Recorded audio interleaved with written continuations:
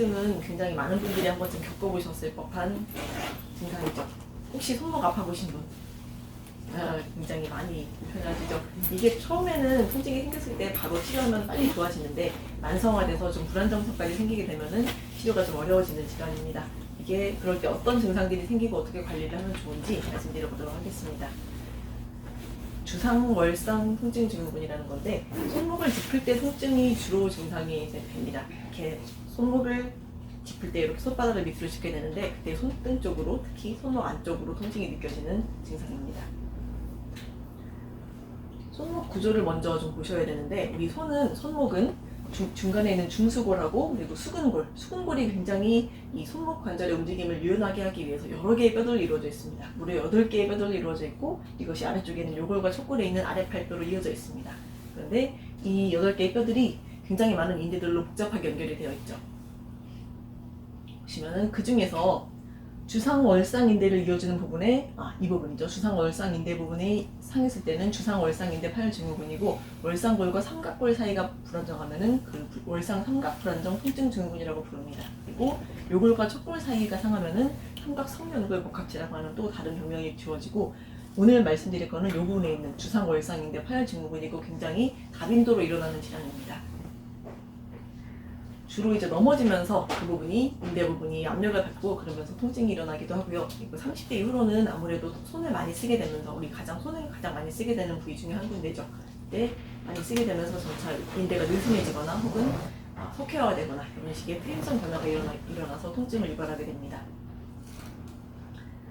주로 증상은 이렇게 손목 짚을 때 통증이고요. 주로 등 쪽으로 나타나게 되고, 주먹을 꽉 쥘 때도 손목이 아프다고 하시는 경우도 있습니다. 그리고 옆으로, 특히 주먹을 옆으로 할 때 통증이 생기는 경우가 많고, 손목을 움직일 때 딱딱하는 관절음이 유발되기도 합니다.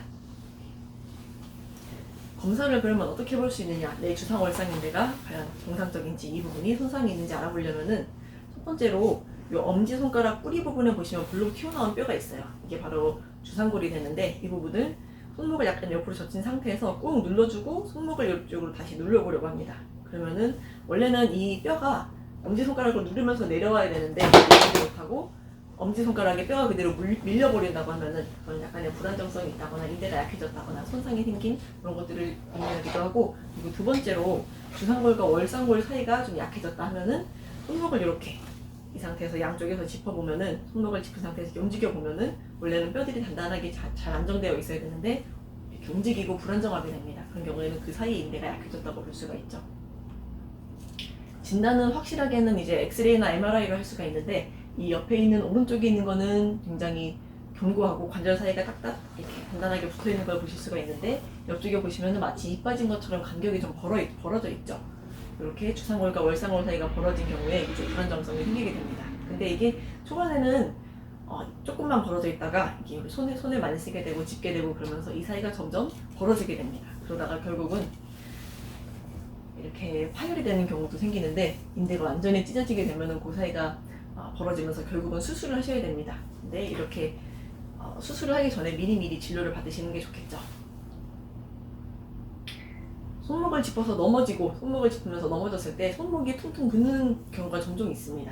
이거는 어떤 걸 의미하냐면은 속에서 조직들이 손상되면서 출혈이 생겼다는 얘기예요. 그러면은 부종이 생겼으니까 붓기를 빼기 위해서 손목을 움직여줘야 될까요? 아니면 가만히 두고 있어야 될까요? 가만히. 네, 맞아요. 가만히 두고 이 안에 손상된 조직 구조물들이 다시 회복될 수 있도록 약 2주간을 기다려줘야 됩니다. 그리고 부종이 이렇게 많이 붓고 열감이 있고 이럴 때는 얼음찜질을 해주시는 게 좋습니다.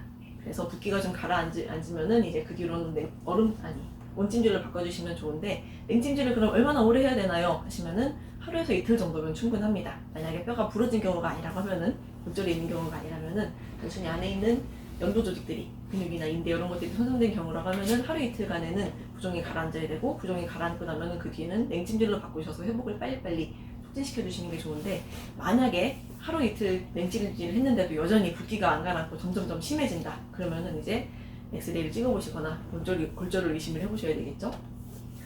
2주간 안정을 취할 때 손목을 간단하게 보호해줄 수 있는 손목 보호대를 해주시는 게 좋고, 만약에 그게 좀 여의치 않으시면 테이핑만 해줘도 굉장히 많이 도움을 받으실 수가 있습니다. 화침을 쓰게 되는데, 화침이 뭐냐?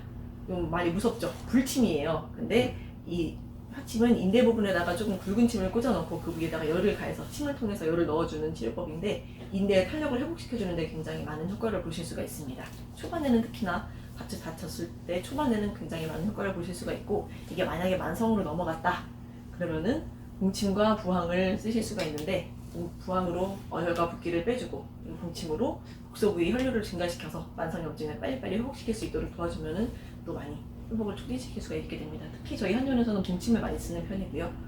네, 그래서 오늘은 손목 통증 중에서도 주상월상 통증 증후군에 대해서 알아봤는데 이게 체중을 받치는 부위이기도 하고 이 뼈들 사이가 벌어질 수 있는 구조물이기 때문에 손상이 자주 일어납니다. 특히나 세게 짚었을 때는 골절이 일어나는 부위이기도 해서 초반에 냉찜질 열심히 해주시고 그래도 잘 회복이 안 되고 부종이 이어진다 하신다면은 한 번쯤 골절을 의심해 보셔야 되고요.